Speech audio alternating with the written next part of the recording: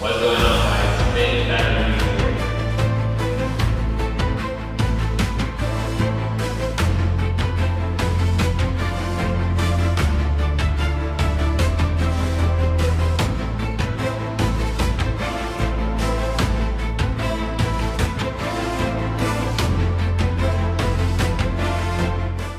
What is up, guys? One of us is fit, One of us is fat. but both of us think That A New Hope is overrated. All right. All right, this is our first episode of the FitNFat Podcast. Yep. Today we're gonna be talking about on our first episode. We're gonna be talking about Bleach, the Calamity movie. We just watched that yesterday. It was really good. And then we're gonna be ranking all 9 Star Wars movies. We just rewatched all of them like recently, like 2 weeks ago. And then after that, we're gonna do like a snack review. We're gonna give Fat a protein snack and have him rate it and see what he thinks about it. Yep. First and foremost, my name is Fat, but most people call me John. I'm Scutsy. I'm fit. My name is Jordan. But yeah. Yeah. Well, let's go ahead and let's get into it. Let's go ahead and give our non-spoiler thoughts. Yeah. Of Let's give her. Bleach. You want to give our ranking at the same time? Yeah. Sure. Okay. Okay. You count it out. You count it out. All right. Ready? On go. 3, 2, 1, go. 9.8. 10. Oh. I said on go. Oh, okay. All right. You already said it. Okay. You already said it. All right. 10 out of 10. 9.8. 9.8? Yeah. Okay. All right. So give me your reason why. No spoilers. Non-spoiler reason. I just think I personally think that there's a lot more that they can give us. I feel like there's more to come. Yeah. And with that anticipation, I can't really give like the first 3 episodes of a core a straight 10 out of 10. Uh-huh. There's definitely 10 out of 10 moments. Without going too much into it, but like what they did very well was the animation for sure. Yeah, for sure. I feel like the OST, the soundtracks were hitting They did. in every single situation. And I think like I say 9.8, but like I said, moments had a 10.10, like especially how they brought us into the movie. How we ended up the last episode, which we saw the last episode before we went to the theaters, just so we can see where we're gonna start off at.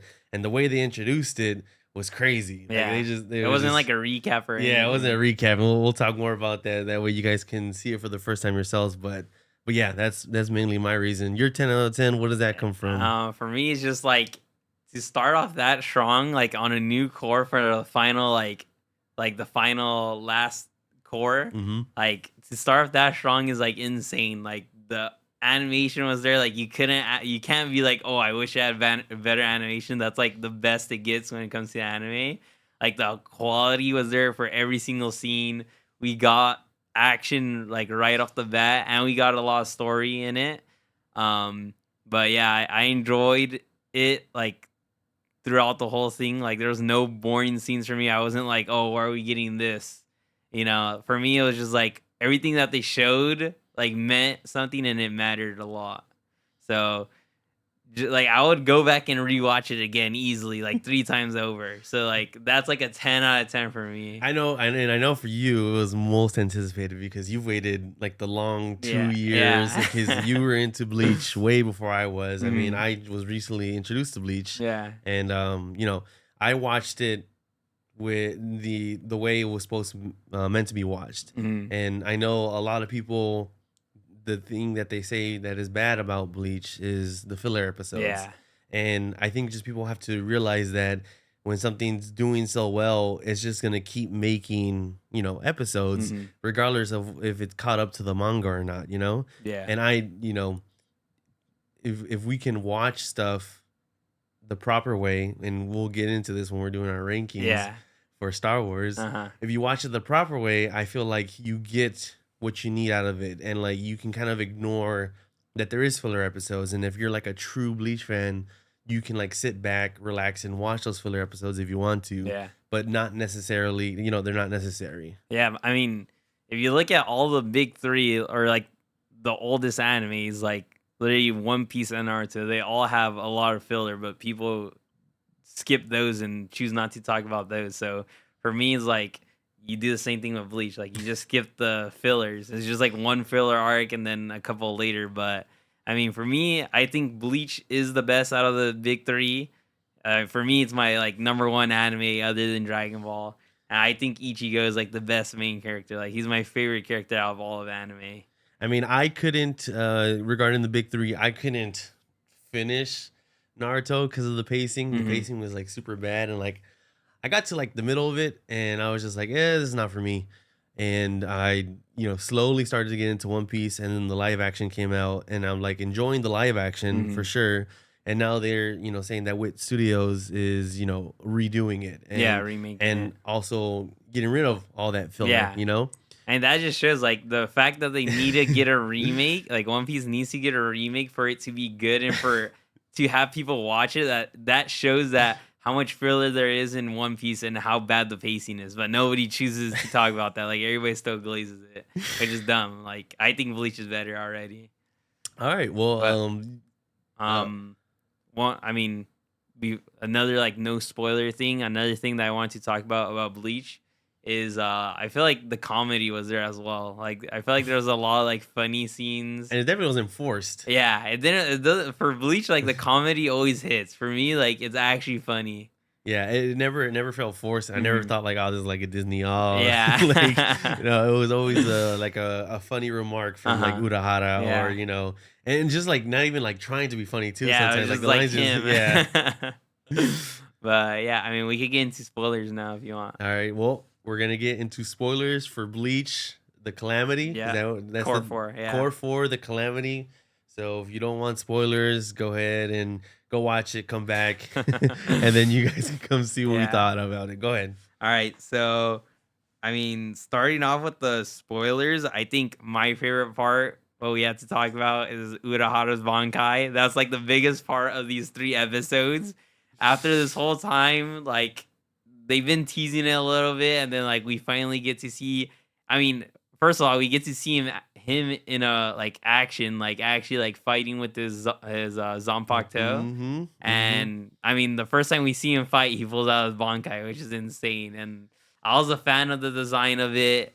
Like it was just really cool, like his character design. I mean, how it changed. And you know, I was pondering getting a tattoo of a Bankai, you know, and I love Urahara as a character. And the only Bankai we were given up until this Calamity part was Shinsui's Bankai. Yeah. And I was ready to get that tatted on my arm. Yeah. And I was like, you know what? I kind of, but like, even though Shinsui is one of my favorite characters, Urahara is too. And I kind of wanted to wait until this, this core was over to see if we did get a Bankai, because I didn't read the manga. Yeah. So I didn't know if we were going to get a Bankai from Urahara, if they were just going to, show that, he doesn't need a Bankai to like be as strong as he is. Yeah. But the fact that we got it and like it's almost like symmetrical with Shinsui when they're like sitting down and like they're on their last rope. They're like, all right, I guess I got to bring it out. I just think that was like beautifully written. Like, I think how he does it is so cool. Like it goes black the second he does it, and you just hear Bankai. It goes quiet. Yeah, Bankai, and I was like, oh my god. And we watched it in sub. Yeah. So we got the Japanese Bankai, which I think for me hits a little bit better, but I know the English. I know the English. Urahara's English voice actor. Kudos to him. I think he does a very good job with portraying. I want to hear it in English. Yeah, he does a very good job because like he's like a chill character. Yeah, I want to see how he says it too. How he says Bankai, because we have Ichigo Bankai. Yeah, he kind of does it the same way in sub and dub. Yeah, but I've seen the Shinsui Bankai in Japanese and in English. It hits a lot harder in Japanese for sure.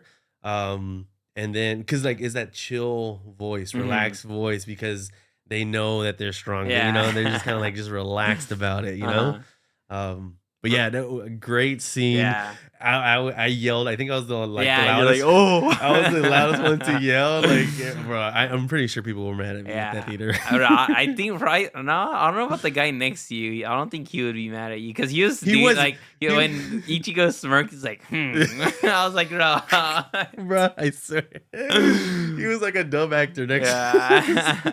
But when Urahara started moving around with his Bankai, it was insane. It was like a roller coaster. Yeah, it was literally a roller coaster. Like how he was moving was so good. And then I mean, before that, we got Yoruichi in her cat form. Everybody was gooning to her. Gooning, bro. The fact that they emphasized it because they knew they were gonna be on the big screen. Yeah. I mean, wabong, you know, like it was just crazy, and especially like the art. Yeah, and everything. The art where it was like Bleach number 41. Yeah. Like it was title just, drop. It was just right there in front of us. I was like, ooh. But her form was pretty cool. Oh, absolutely. I was kind of like, because like I said, we watched it in Japanese, so it was hard to kind of watch everything and read at the same time. Without Shinigami eyes, you know? So, like, it was hard for me to kind of grasp the fact that what she was doing was she was manipulating her spiritual pressure, which is why the, what's his name? The Asphalt, the Stern Ritter? The one that they're fighting? Yeah. Askin, yeah.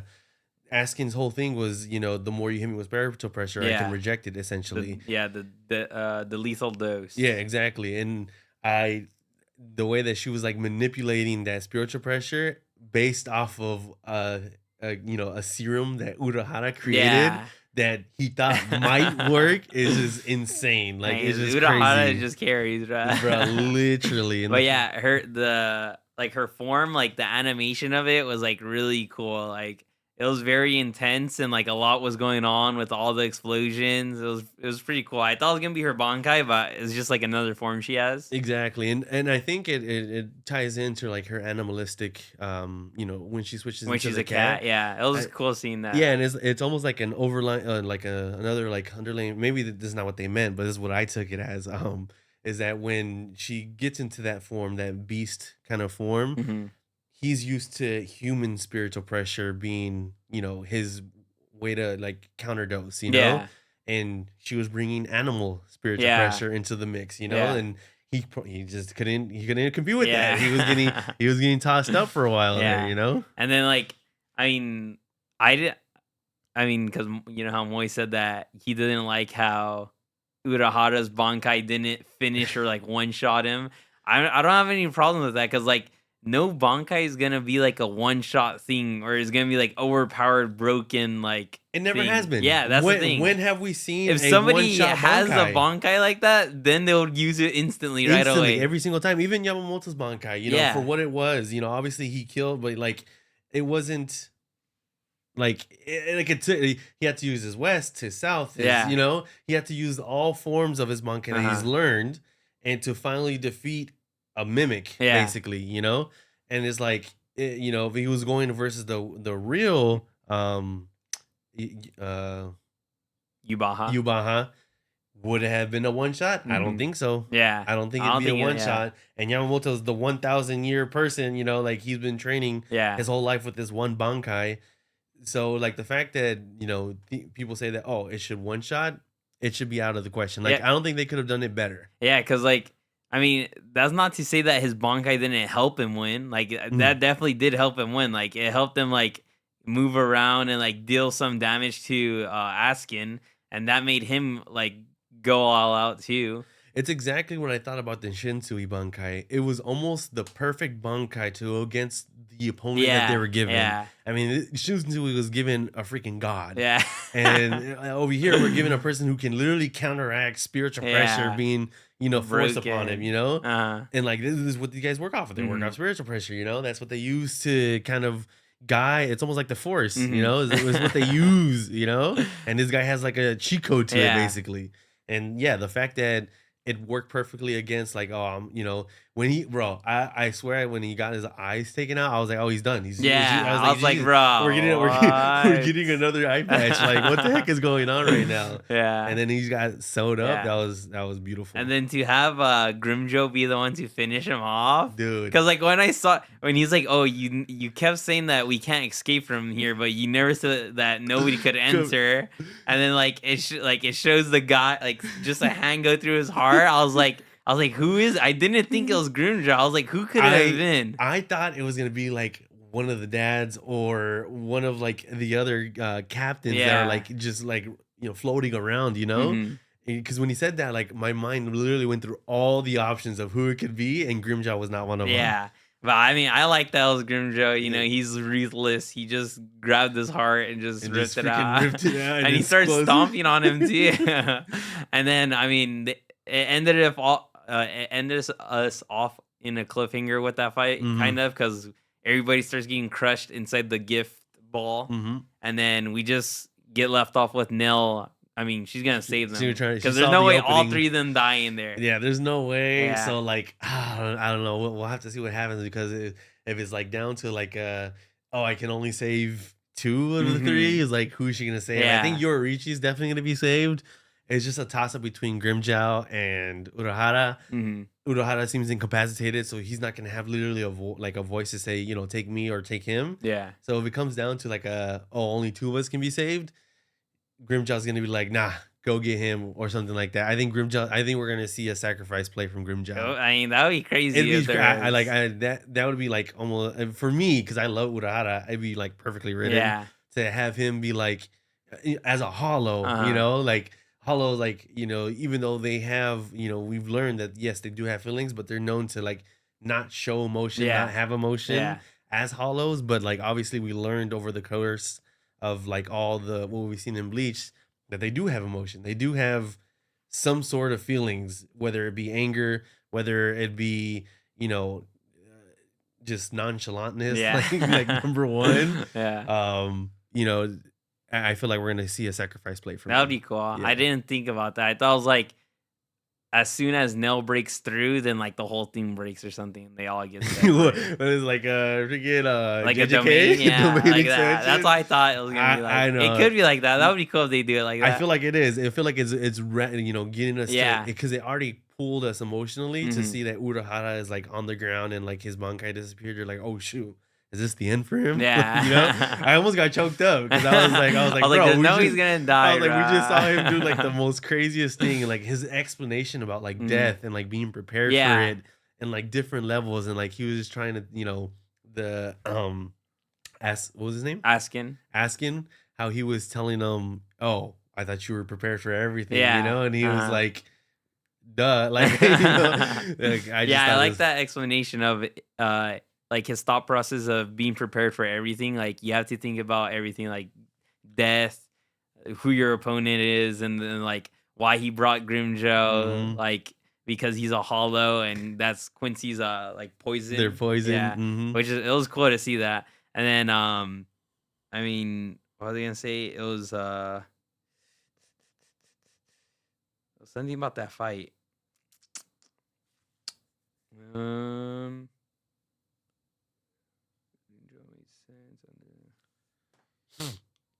I mean, I think that's all that there was to that fight. I think that we, I think we pretty much broke that fight down pretty well.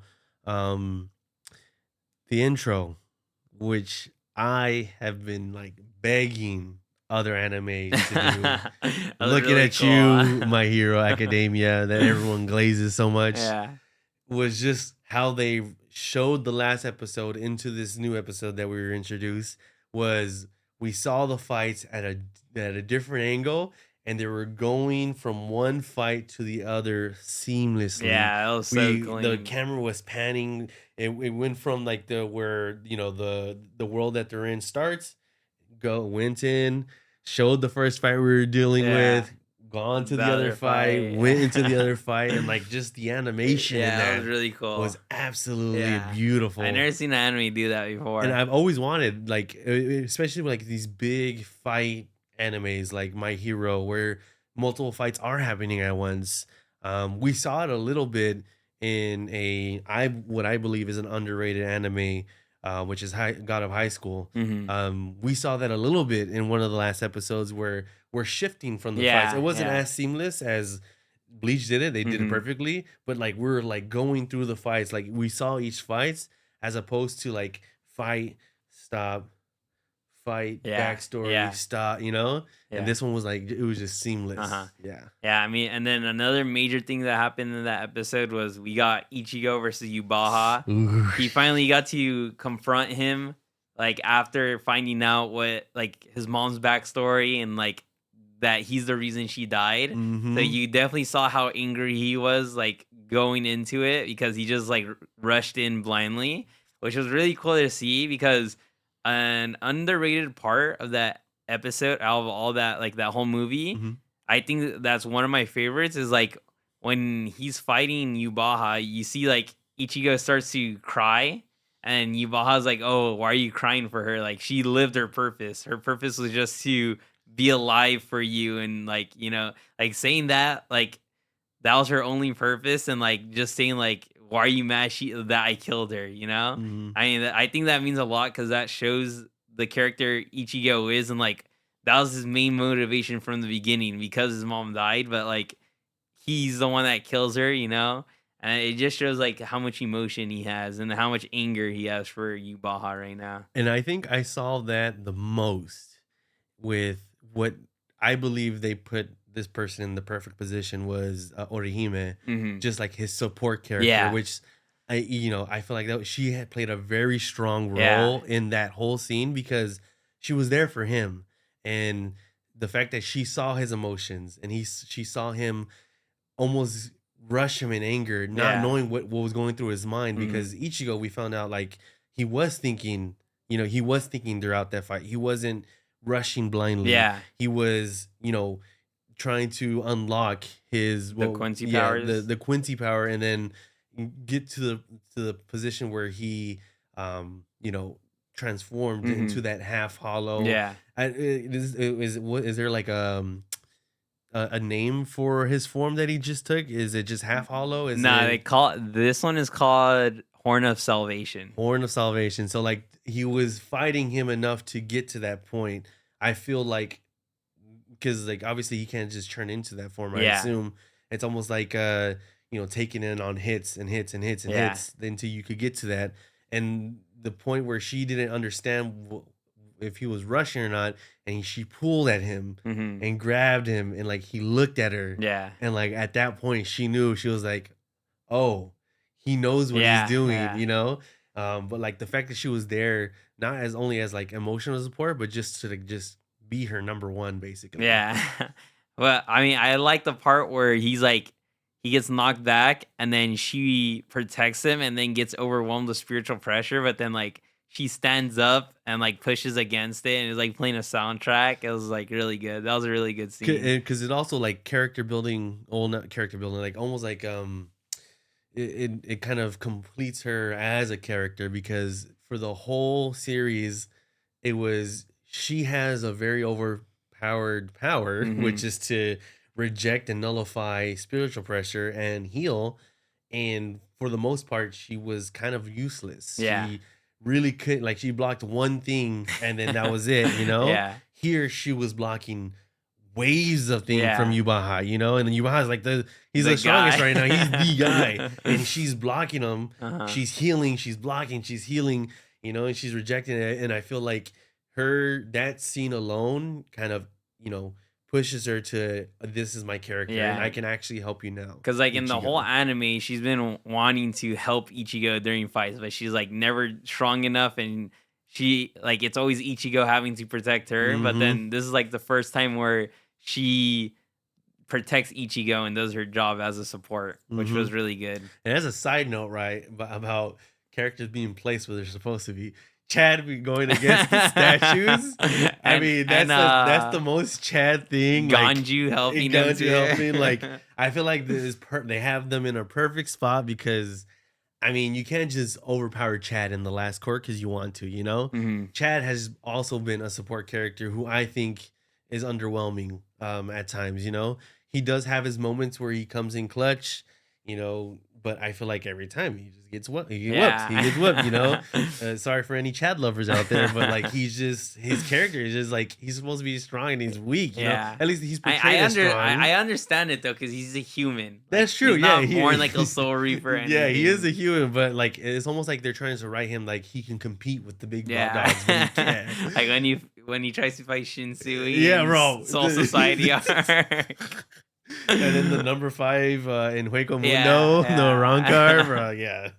But I mean, that fight ends off with Ichigo, like his swords start turning white, which I'm excited for. Yeah, that thing looks insane.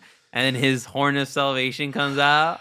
That thing is gonna be insane, bro. Like, that form looks insane. Like, I think it's gonna be like a mix of his Soul Reaper powers, like Quincy powers and Hollow powers, like all like mixed together, which is gonna be cool to see. It's gonna be serious for him to pull out everything, because it's almost like he was afraid to use his Quincy powers. Yeah, like he still hasn't used it. Yeah, he still hasn't used it, and like we have to, I have to kind of confirm or not if like is he closed off from Yhwach, and like is he able to use his Quincy powers and not it being taken from it not being taken from him by Yhwach. Yeah, you know.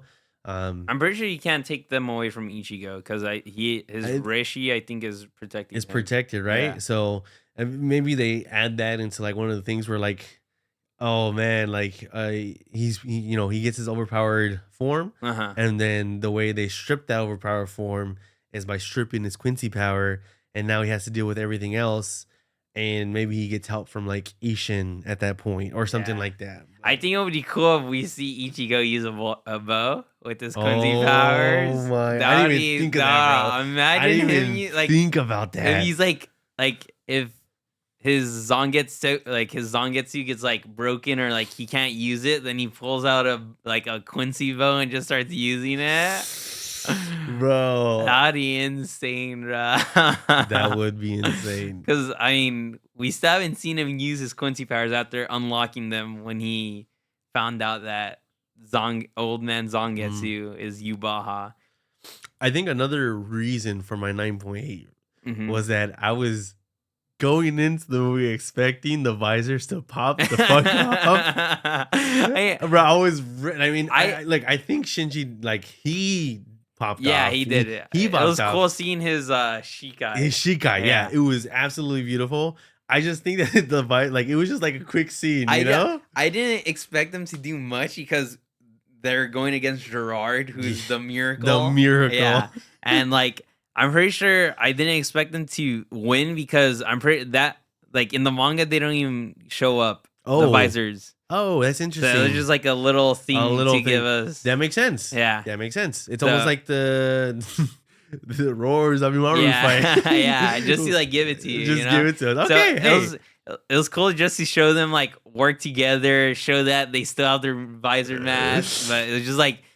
Animated, But versus Gerard is because like that's another thing I want to like go into is like the abilities of the Quincy's is like it's so unique and like special.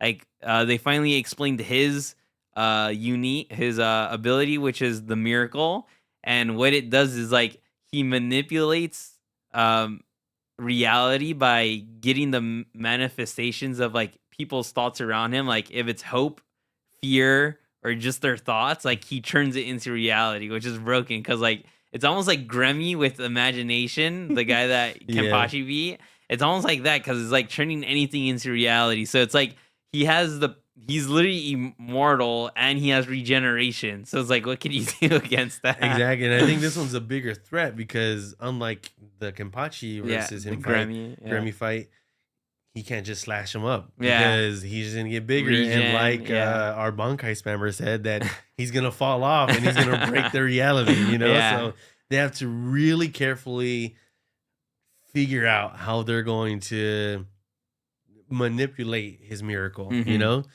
Because like I don't know a way that they're gonna get through his like what can you do against that? And I think that's great writing because you just don't know what can happen or what's gonna happen. Kenpachi can't just come in and just carry. Exactly, and that's what, that's my point. Like no one could just carry in this situation. It's gonna be a group effort, and I'm gonna love to see that. And it's almost why I think Ishin and the dad are probably gonna come into this fight. Because one, they have to come. They either have as much or more years under their belt as all the other captains there, you know? Yeah, I think I would want to see like so I think Ichigo is gonna lose like where he's at right now. I think the dad should come in, team up against Yhwach since he killed both of their wives. Ooh. And it's like, they have all this history with him because that's literally the reason why both of their wives die. It would be really good, it would be insane. Like seeing a Soul Reaper and Quincy team up. That's gonna be crazy. That would be insane. Yeah, I can't even imagine how they animate that, bro. Yeah, that's gonna be crazy. I mean, I didn't mind Toshiro showing up. I mean, usually he's annoying, but like he was doing some things, like he froze Gerard for a second.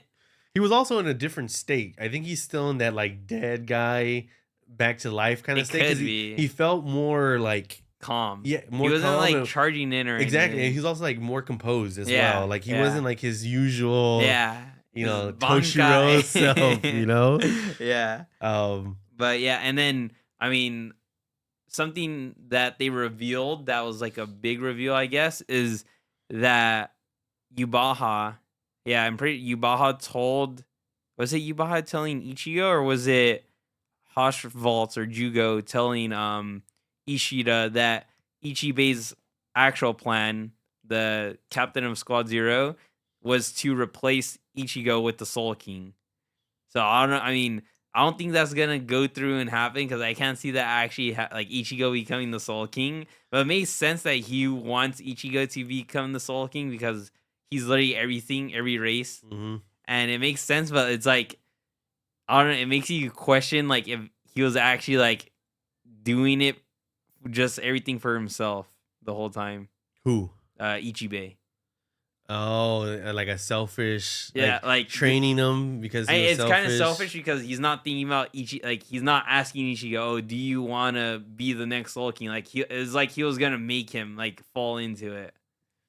Interesting.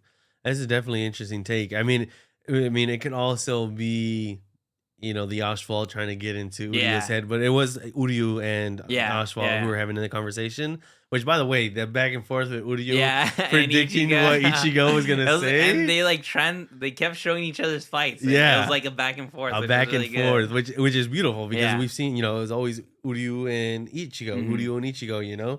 He was the, it's almost like it's like his other half essentially. And I thought that was just hilarious how they made him predict what he was gonna say, but they also like transitioned to him saying it, and he's like, it just felt something like Ichigo would say.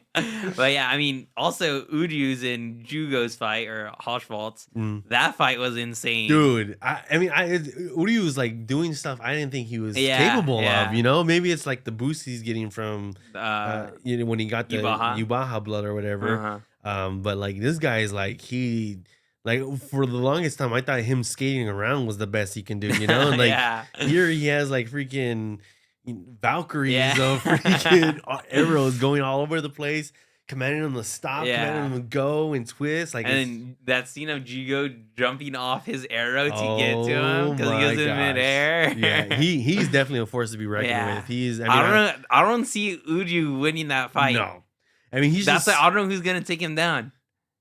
I mean, bro, Ishin and they have to pull up somewhere, bro. They need help, right? Yeah, he needs some milk. Yeah, and then I mean, because I'm pretty sure that fight, that whole like Ishida versus Jugo, like I'm pretty sure it doesn't even happen in the manga. So like the whole thing is like original.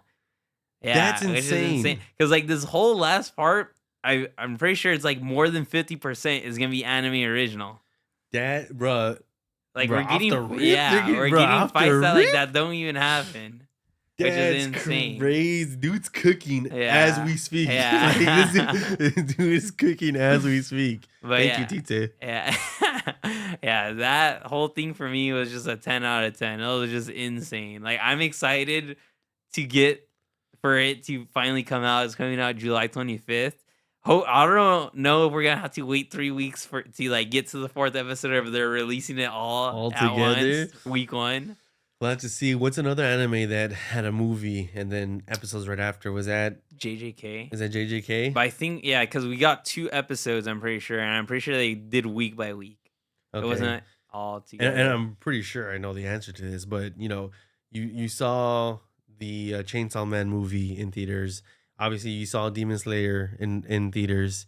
What else did you see in theaters? Was it just My Hero? And My Hero, all those movies in theaters, based on it, just experience alone, or just like, which one do you think clears?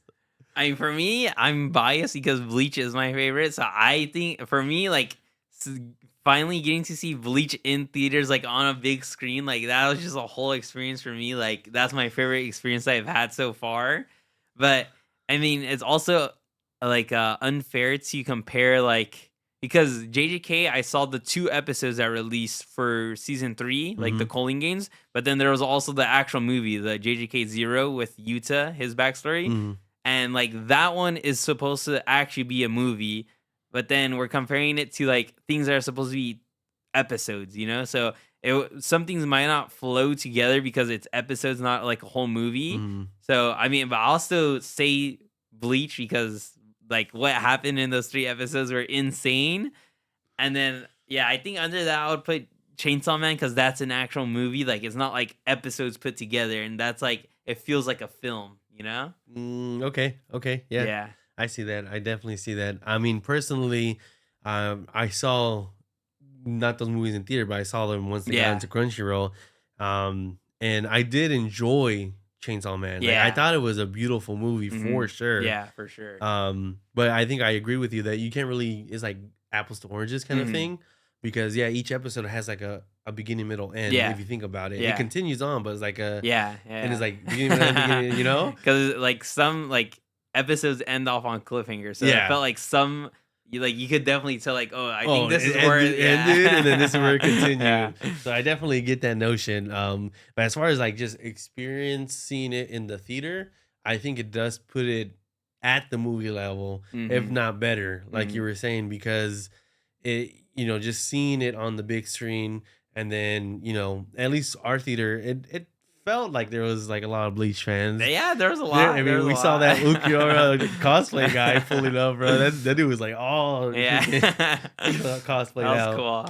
I mean, it was nice to see other fans visually, you know, because for my whole Bleach experience, it's been TikToks about how Bleach is mid because of filler, and it's always like black or white. It's either Bleach is like their number one and like it's like number one and like undisputed, or people are just like glazing the other top 3 and saying that Bleach is mid because of like power scaling and not understanding Bankai and like like, I think the Bleach is like the most complex anime, like especially out of the big 3.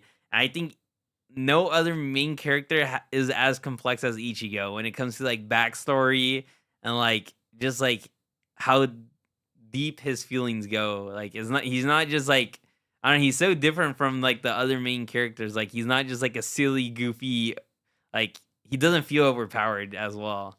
And who does aura farming better than Aizen? Like Aizen is the aura farmer, villain, bro. Definitely. I mean, the treachery, bro. Like that OST alone just like escalates him. You know. I after seeing these 3 episodes, what do you think is gonna happen in the 4th episode at least? Because we got left off. Where did it end off? We saw his new form. That's where it ends? Yeah, that's where it ended. Well, that was that scene, and then we kind of panned over to what the Miracle people were doing and how their fight was. Like, they were just kind of talking about what they needed to do. So it leaves off with them fighting Gerard, right? Yes, and it's like what they're talking about, like how to defeat them, basically. Like, oh shoot, what are we gonna do? Yeah.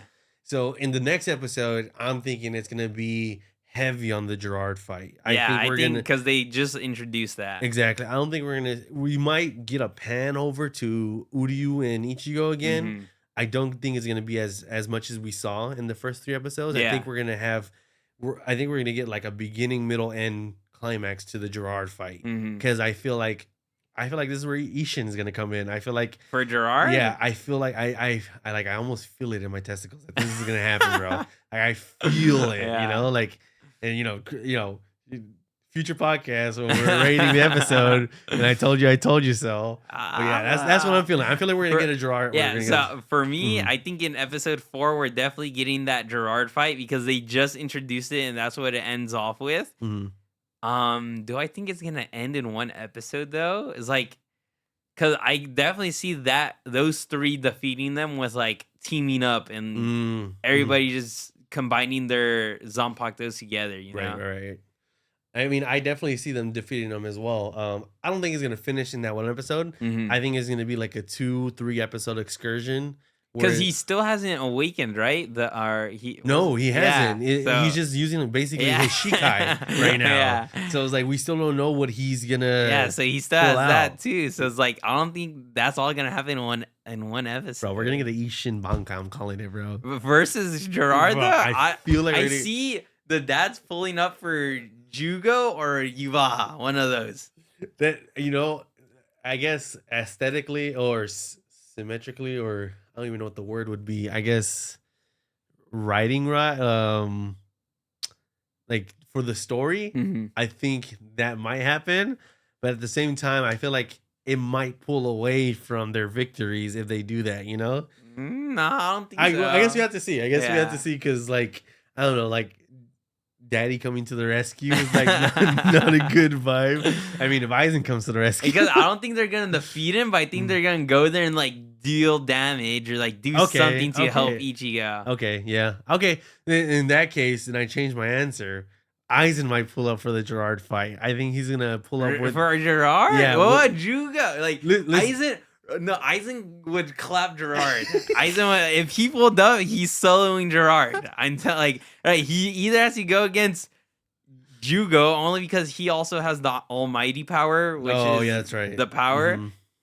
or like Yhwach himself. Like it's either one of those. Bro, a back-to-back Ichigo Aizen fight. Imagine like the dads pull up to fight Yhwach, they like deal damage, get clapped, and then Ichigo and Aizen come in to beat Yhwach. Bro, how do you cinema, bro? That'll be actually That's actual cinema. peak right there. Actual peak. Yeah, but one question that I wanted to ask you is like, do you think, like, if you're an anime fan, that you should have one of the big three in your like top three, at least one of them? No, No. and I'll tell you why. Anime, getting into anime, it's a journey, Mm-hmm. and I feel like wherever you start your journey, it doesn't have to revolve into the old three. Mm-hmm.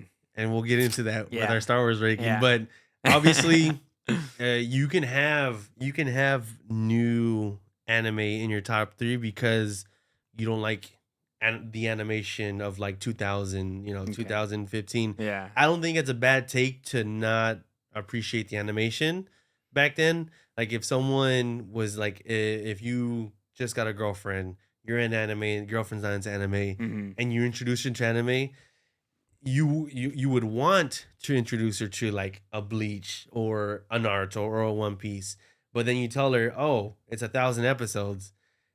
Real quick, they're gonna be anti-anime fans, Mhm. And if also you show them like a Gooner anime, they're gonna be anti-anime fans, So if you show them like a complex one that has story, for example, Attack on Titan or Vinland Saga, and they appreciate anime, then they'll have that as their like number one because that's like what they got introduced to. Then they'll probably go into like the older anime with older animation, and maybe they'll change it. But I feel like their number one will always be where they started, and I don't think that's a bad. I don't think it's a bad thing. Me personally, like if it's for me, I think like I would want one of the top threes, one of the big threes to be in my top, Mhm. only because it is where anime stem from. Because a lot of writing and animation styles, which was proven by the animators of JJK and Attack on Titan, they derive from the big Yeah. three. So it's like you can't have, well, maybe you can, but like you can't have these animes without the big three, and like that respect has to be put on Mhm. them, regardless of how you feel about them. So for me, like, I think that they at least have to have watched one of the big three, like finished it completely as well. Like they don't have to like it and like glaze it. It's just like they have to have watched one of them because that shows me that you're an actual anime fan, because that shows that you're not just getting into anime. Like, because somebody that's just getting into anime, they're gonna be watching new the gen new gen animes, ones, which are Dan AOT, like JJK, Dan, like anything that's new and anything that's mainstream on TikTok, even though the big three are mainstream still. But like, I don't know, because if you haven't seen any of those, that means that you've probably just got into anime. I feel like you're just watching it for the animation. Like if people have like Demon Slayer out there, I think that you just like animation and like you don't actually like story, because something that the big three definitely have is deep stories, you know? That is true. And I wasn't trying to say that, you know, they're the big three probably won't be on their top 3, but they should at least, if they want to call themselves an anime fan, they should at least show the respect it deserves, essentially. And like you said, at least watch one of them if you're gonna call yourself an anime fan. Yeah. But to your question, I don't think that the big three have to be in their top 3. In their top 3, yeah. Okay. Like I think, like, and if they watch it, it might be their top 3. Yeah. They have to watch it first. But if they don't get, you know, if you don't introduce them to that first, or they don't get introduced to that first, and their first watch is like JJK, I think it's okay to have JJK as your number 2 spot, number 1 spot. If you watch that, you watched a couple others, and you're like, okay, I like JJK more, and then obviously you can have that as number 1. But you can't call yourself an anime fan until you've watched one of the big 3 to kind of see where like that animation derives from, essentially. Because I don't think not watching an anime not watching an anime because it has old animation is a good excuse to not watch an anime, because like old animation isn't bad animation. There's a difference between the two. So like, yeah, the first episodes of Bleach have like really old animation. Doesn't mean it's like you shouldn't watch it because of that, because then you're gonna like not watch Code Geass because it has old animation. But it's like, that doesn't mean it's bad animation. It's just not new. I think it's just, I think the proper word is old animation. Yeah, not bad animation. What would you consider bad animation? That's like, would it be like the 3D we saw in Blue Lock and some of those clips? Yeah, like the CGI. The CGI that's stuff. Bad animation. Definitely 7 Deadly Sins. That's known for bad animation. One Punch Man season 3. That's bad my god! No, we don't talk about one, bro. We don't talk about that on this podcast, bro. Like, that's not old animation. That's bad animation. There's a difference between the two. So if somebody's like, oh yeah, why haven't you watched like one of the big 3? And they're like, oh, because the old animation. Like, I don't know. I don't like that, because it's like, you need to get over that. Like, yeah, it's old, but it's like, it's not bad. Like, you can still enjoy it. Like, I really enjoy the OG Bleach. Like, I enjoy the OG Bleach. It's really funny. The animation's there. And I watched it recently. So I was like, I definitely do enjoy that old animation, because it kind of gives you that nostalgia feel. And I just think for people who are getting into anime, they definitely, if people want them to be anime fans, I don't think they should start with one of those for sure. I think if you want them to appreciate the old animation, they have to see all the new ones, see what it could become, and it will become. Yeah. And then, you know, they'll appreciate the old animations a lot more, and they'll watch it because they know what I'm gonna get later, and like, oh, this is actually a good story. Yeah. But yeah, I mean, I don't think you need to watch like 500 animes to be an anime fan like that long, bro. It's like, unless you have 500 animes under your belt, you can't have a take, bro. Yeah.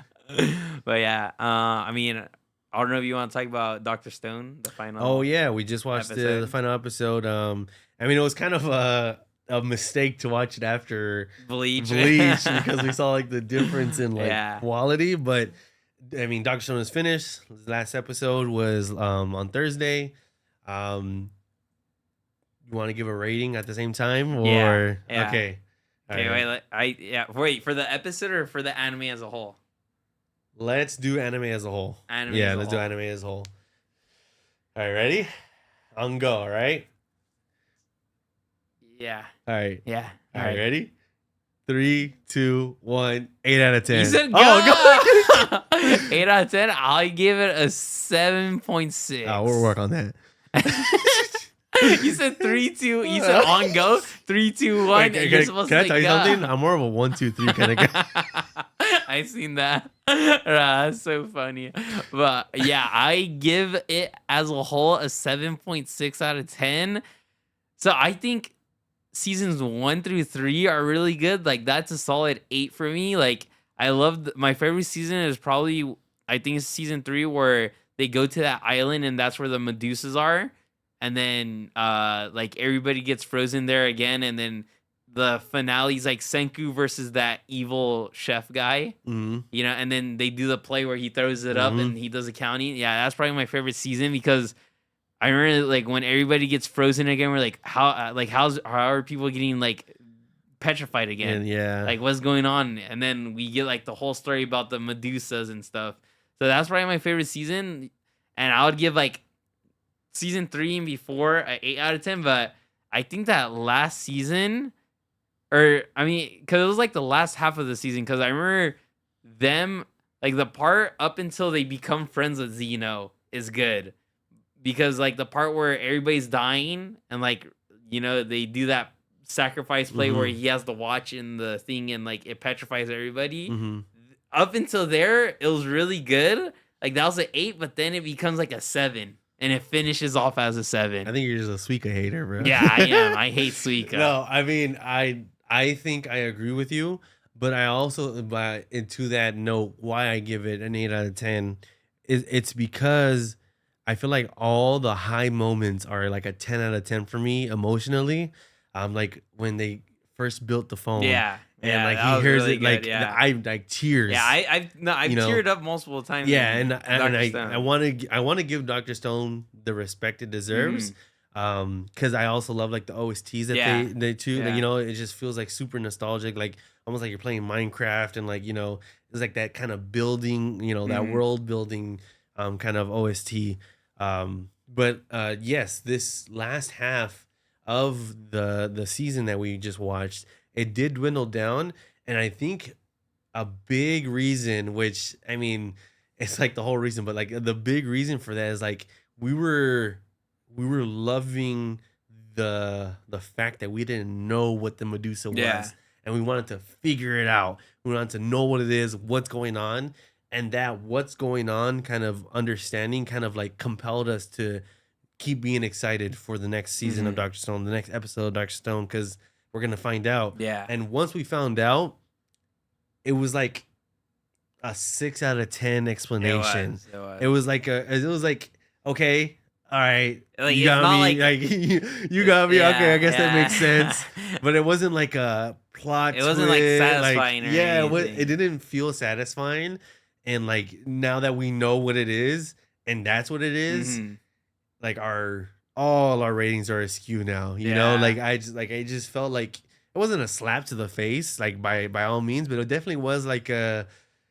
Okay, so this is like we watched all this, you know, put in all this time for this to be the explanation, you know? I mean, the ending wasn't too bad, or I was like My Hero ending type of thing. Which people glaze My Hero ending, bro. That final season was the worst season. I don't know if like they have like goggles on. Like it sure had like that great moment where it had one good scene with Bakugo. Oh, Bakugo, and you know, when he threw him and he saved you, All Might.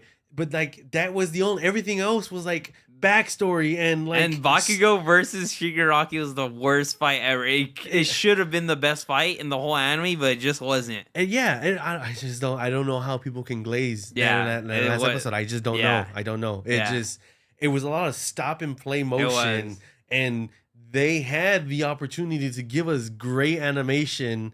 I mean, the animation was good. I'm not gonna say it wasn't. Like, it definitely was good, and it had its moments, but like, to the level that we just saw, just an intro to Bleach and how it shifted through the fights, they could have given us that in My Hero, and it didn't. And the final fight was just Deku going, and it was just Deku going through his memories and feeling bad for him. Like, it wasn't a fight. You can't call that a fight. That's not a final fight. It was just like, oh, I can defeat him. Yeah, boom, and like it was literally one punch. And I just hate Lemillion too, especially in that God. final episode. Bro, they threw Lemillion's character out the window. He was just showing it. Bro, I was a Lemillion lover, bro. Like, I hated him. I wanted to be like I was gonna get skinny to be Lemillion, you know. Like, I was gonna start working out, dye my hair yellow, you know. But bro, they threw his character. He just like with that scene where all he could do is show his butt to Shigaraki. Like, okay, like no, you're.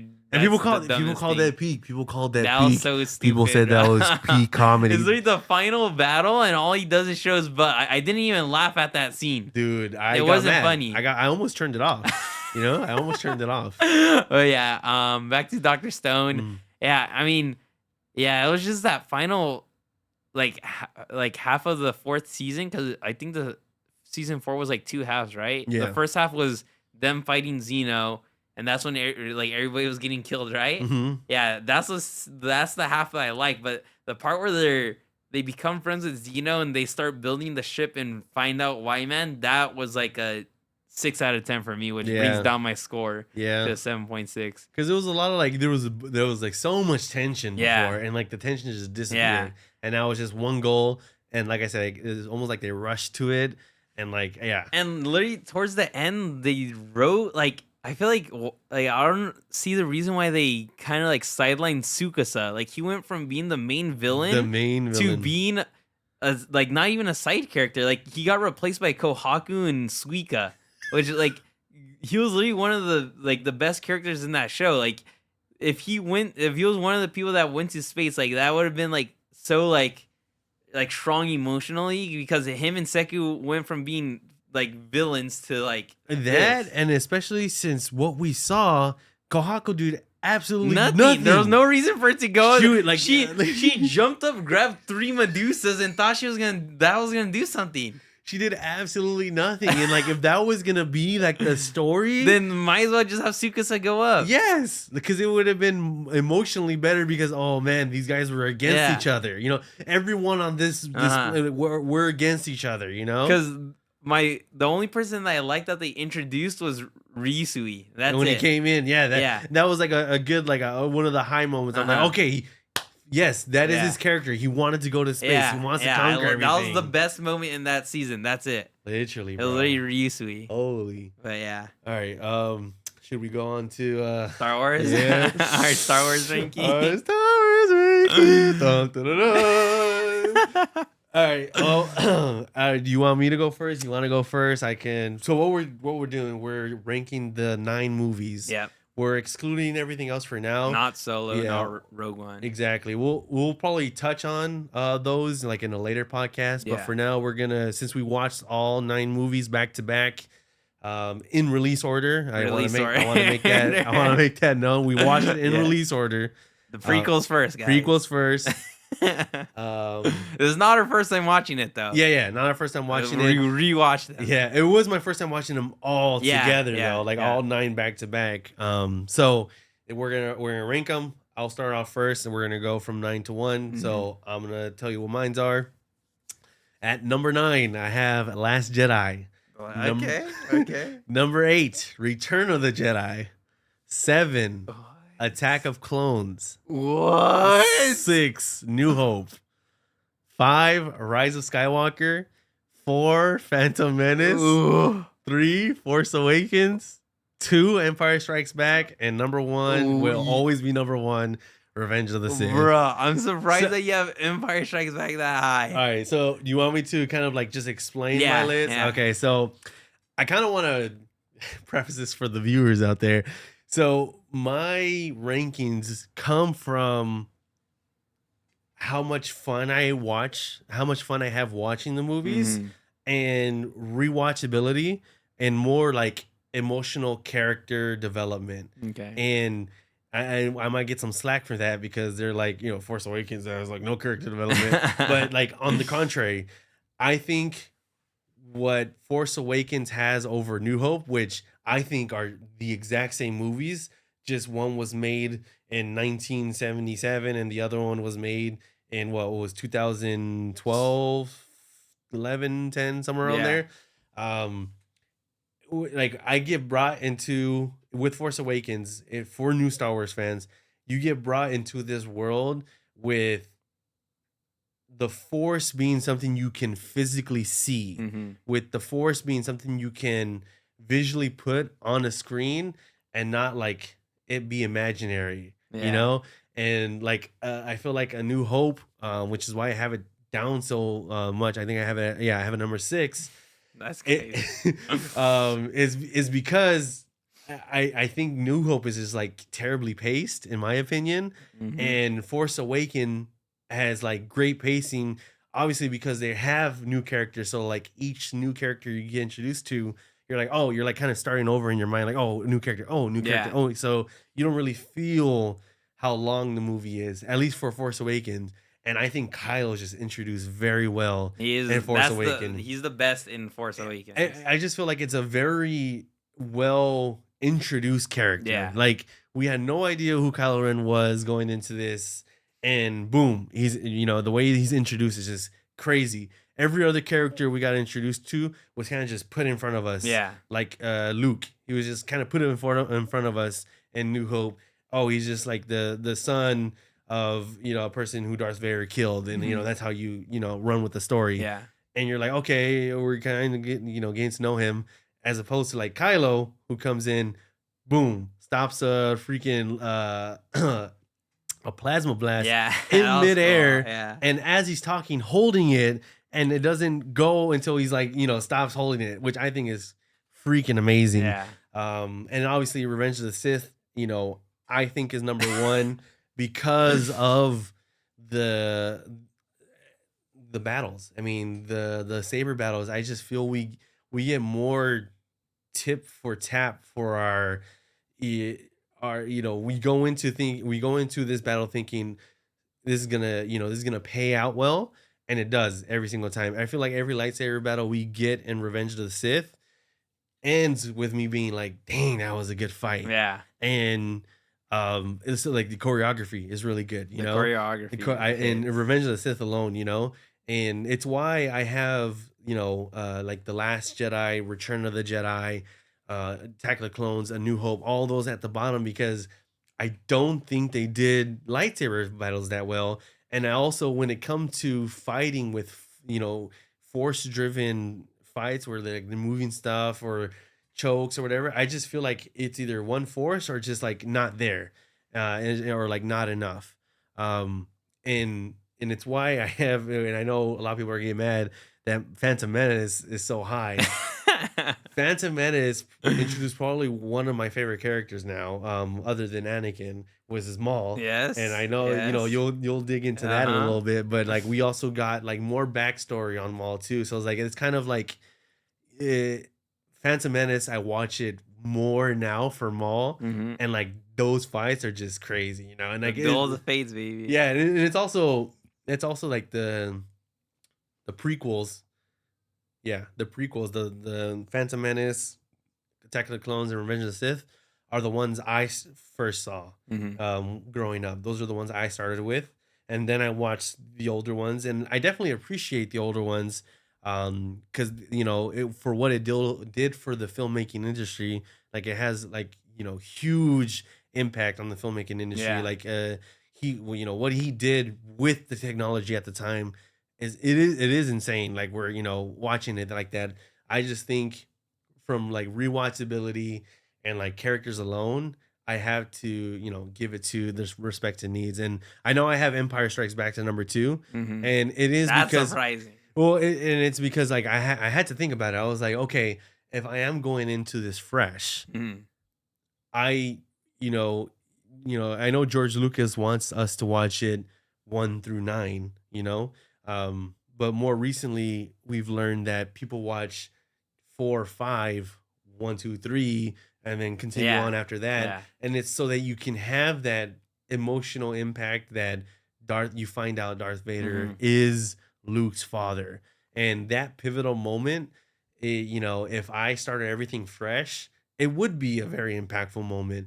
Is it delivered as best as I thought it could be? No, because they were definitely just trying to hide that fact. Yeah. Like Obi-Wan definitely, like everyone like kind of knew. They lied like, about it. They lied about it. So it was like, oh, like, you know, they're just trying to like, they're rage baiting us. And then the razor blade led to like one of like the craziest plot twists in like the film industry at the time. So I definitely, that's why I put it up there for respect, you know, and it's gonna stay that way. And I'm pretty locked in on this 1 through 9. Okay. All right. So mine 9 through 1. I'm gonna start off on 9. Yeah. So number 9, I have The Last Jedi. Okay. Because I mean, I hate Finn and Rose. But yeah, The Last Jedi as number 9. Yeah. Okay. Yeah. I think we start off there because I hate Finn and Rose, and then Kylo versus Luke, or the hologram of Luke's is just stupid. That makes no sense. All right, and then number 8, The Rise of Skywalker. What? Because somehow Palpatine has returned. Okay, all right, okay. I'll give you that. I'll give you that. I'll give you. You're gonna see my reasoning later. All right, so that's my number 8. Number 7, A New Hope. The nostalgia goggles on here are worn very hard. There's no good saber fights on here. It has Obi-Wan versus Vader, which should be the greatest saber battle in Star Wars history, but it just doesn't. There's no OST playing. They're just standing there, just waving their thing. Like, I get it's old technology, but like no choreography or anything. Like, that was just that's the only saber battle we get, and then nothing else. Like, I feel like that movie is so boring, like especially the pace, because it's just Luke destroying the ship and then Vader getting away, which that's all that happens in that movie. And then number 6, I have Empire Strikes Back, because number 6, because all right, all it has going for it is I am your father plot twist, which that is heavily nostalgia plot twist, because comparing that to like plot twists now, especially in anime, like it just doesn't hit. Like the fact that a villain is the main character's father, like I feel like that's not even a crazy plot twist. Like, oh yeah, I could see that happening. I feel like that happens so much now, but like before, yeah, it was a very huge plot twist. But like after you find it out, like. And like comparing it to anime plot twists that I've seen, like that's not a crazy plot twist. Okay, I can see that. So yeah, and then like, I mean that also isn't even supposed to be a plot twist, because if George Lucas wants you to watch it 1 through 9, it shouldn't be a plot twist. It does take away a lot from that movie. Yeah. If George Lucas himself says watch it 1 through 9. Yeah, because you know who Anakin is, and that Luke is already his father by the Revenge of the Sith. Yeah. So like the fact that George Lucas says to watch the prequels first, that means that he doesn't even want Empire Strikes Back to have that plot twist that I am your father. You know, it's just supposed to be a reveal to Luke. It's not supposed to be a reveal to you. To the viewers. Yeah. So that's why I have that at number 6, because that's all it has going for it. Like, bro, Luke dropping down that whole thing and into the slide is nobody talks about that. It's the dumbest thing ever. Like, it literally looks like he's about to get dropped into space, and he just like moves sideways into a freaking slide shoot thing. Like, that makes no sense. Bro really pulled a Yoda. Like physics wise, it's just so dumb. And then number 5, I have The Force Awakens.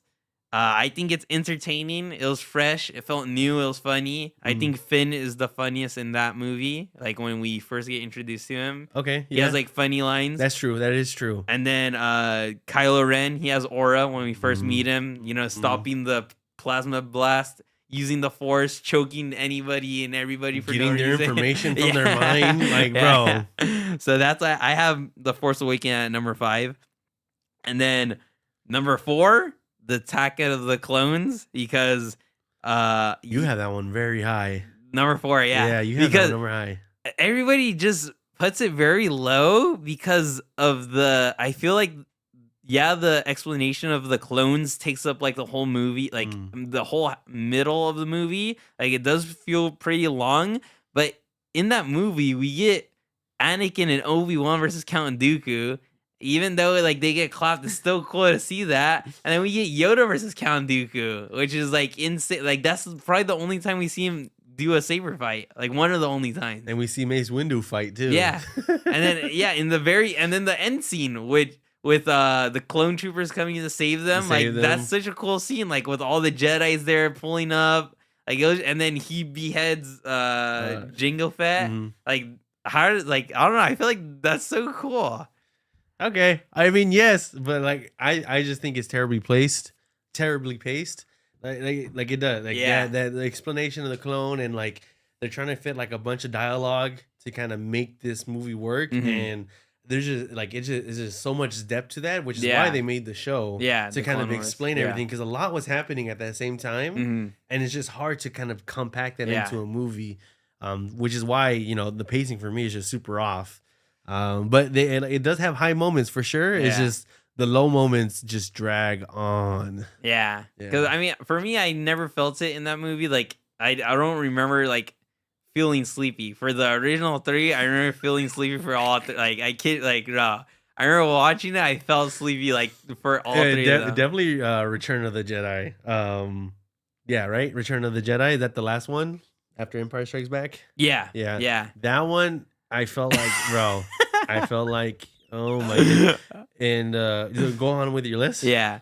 So, one more thing about why I have it at number 4 is especially because of the ending of that with Anakin and Padme getting married. I love that scene. Yeah, I love that scene, like with the OST and everything. I love that's my favorite like relationship in Star Wars.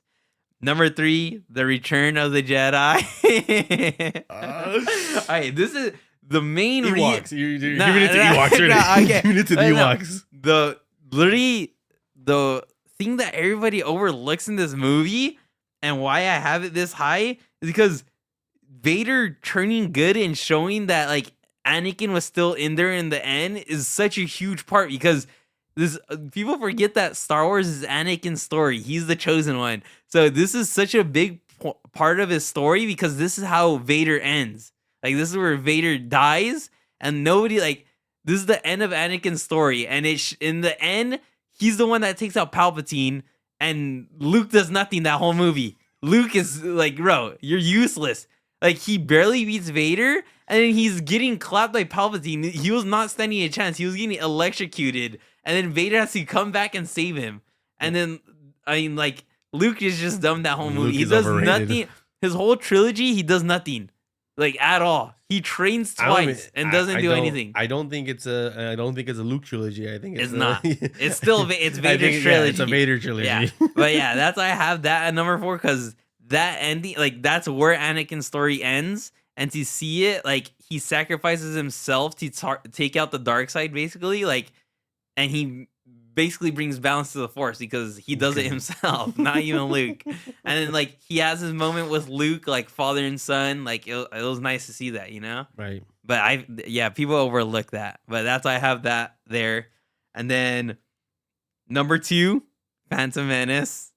The Phantom Menace.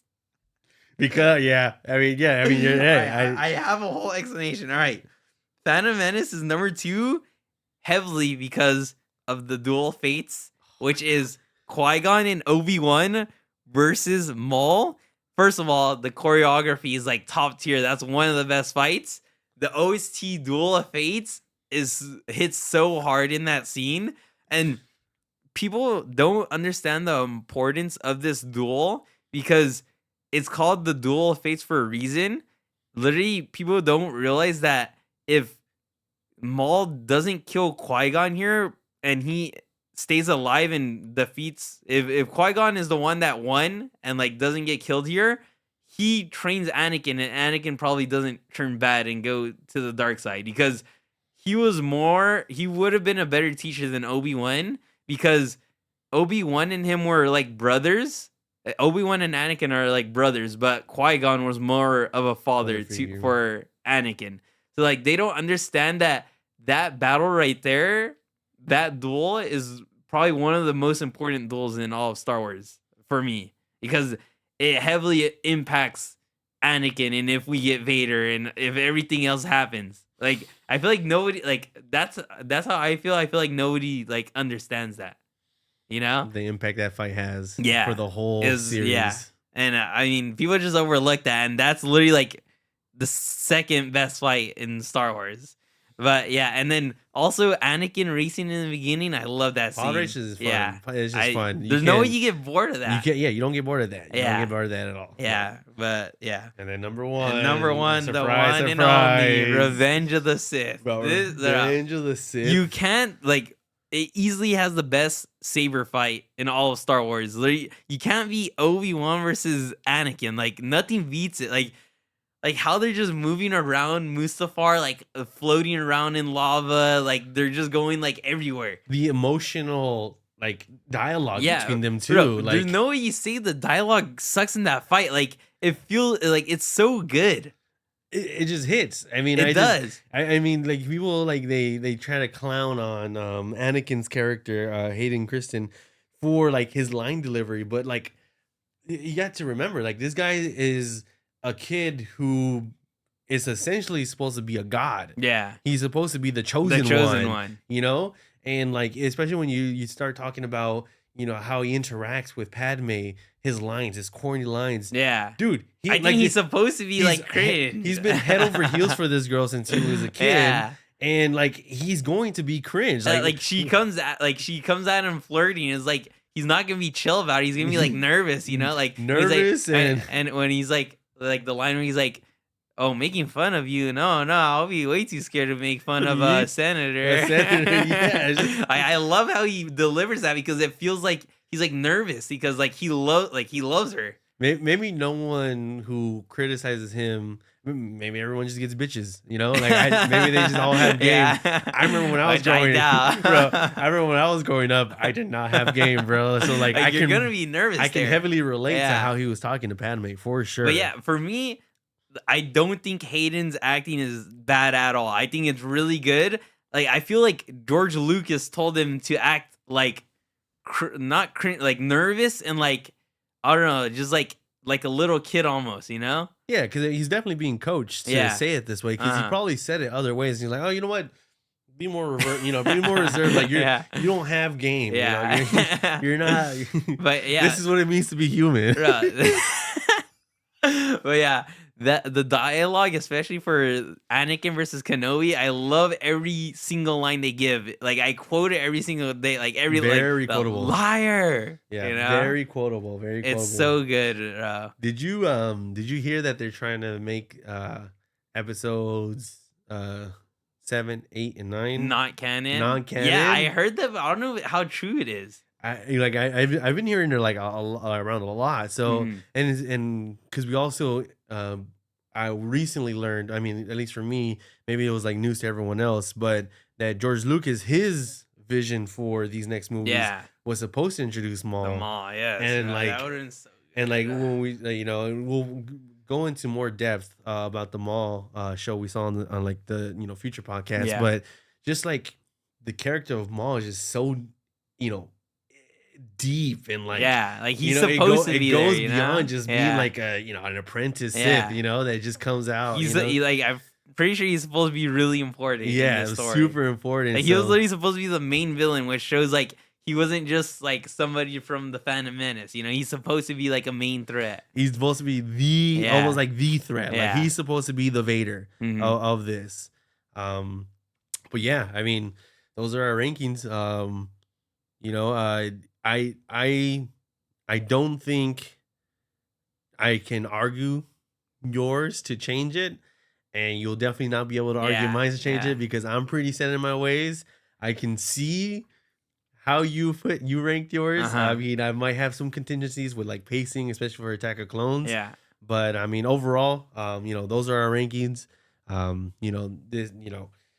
It's going to be a fun ride, reviewing all these new works because we have a lot to say about it, and we also feel like some things don't get addressed, your Luke falling down to space into the vacuum hole scene, and just the plot twist not needing to be plot twisty, it's held in high regard when George Lucas himself says you need to watch Phantom Menace, Attack of Clones, and Revenge of the Sith before the original sequel prequels.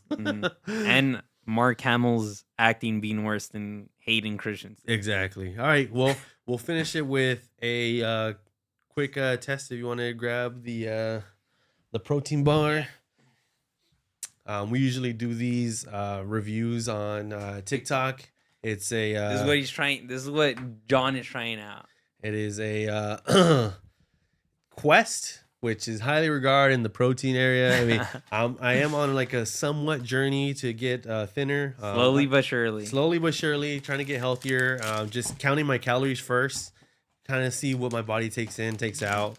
And then trying new things because I don't like protein or protein flavored stuff. But yeah, this is a overload bar. This is a Sunday Fun Day flavored. So, hey, me personally, because I've had one of these, this is 210 calories for 20 grams of protein, which is so calorie or macro wise, I would rate this like a 7.5 out of 10 maybe, because I think the calories are like, if it had like 20 less calories or 30 less calories, it would be up there because it does have 20 grams of protein. But taste wise, I'll give it a solid 8. I want to see what you think about it.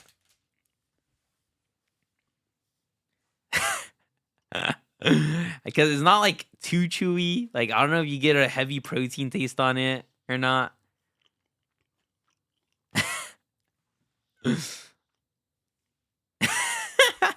I don't know if it's dry for you or not. It's very dry. Uh-huh. But you don't get protein taste. Mm-hmm. That I can tell you that for sure. With coffee, this kills. Mm-hmm. I think with coffee, this kills. I think I would probably give it as a protein bar an 8.3. And it's because I don't taste protein. Okay, that's higher than me. But I think this with coffee would hit in the morning as like a small breakfast. Yeah. So that I could calorie bank for dinner. But yeah, I think I'll give that 8.3. All right, that's good. But yeah, so that was our quick snack review for the podcast. Thank you all for tuning in this far. If you made it this far in the video. Yep. I know we ranted on a lot about Bleach, but it was a lot to unpack there. Yeah, Just the 3 episodes, but a lot to unpack. Yeah. Let us know what you thought about our Star Wars ranking. If we're wrong, if we're right, if we're exactly where we need to be. There's still a lot left to talk about. There's definitely a lot to talk about. Next podcast. Yeah, we'll definitely delve deeper into it. If you do have questions, regards, remarks, feel free to comment on YouTube, TikTok, Instagram, Spotify, wherever you go, we're there. Fit and Fat Reviews. Thank you and have a blessed day.